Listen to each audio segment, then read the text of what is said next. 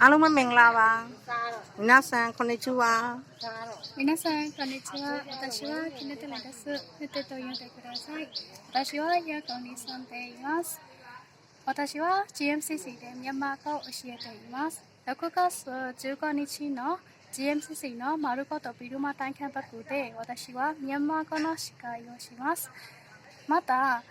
ミャンマーの伝統的な紙タバコ今夜を紹介します。私と母が出演します。母は今夜が大好きで毎日食べています。それでは皆さんぜひ参加してくださいね。当日皆さんに会えるのを楽しみにしています。အားလုံးပဲမင်္ဂလာပါရှင်။ကျွန်မနာမည်ကခနဲ့တလုံးဖြစ်ပါတယ်။မိနေ ကျမနာမည်ကဒေါ်အေးရီမွန်ပါရှင် ။ကဲကျွန်မတို့ကရန်ကုန်မှာနေပါတယ်။ကျွန်မက GMCC မှာမြန်မာစကားတက်ပေးနေပါတယ်ရှင်။6လပိုင်း15ရက်နေ့ GMCC မှာကျွန်မပြုလုပ်မယ်မြန်မာရည်စည်မှုပွဲတော်မှာ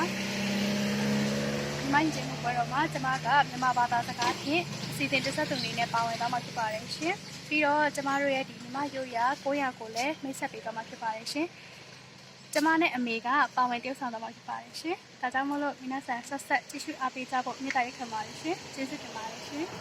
။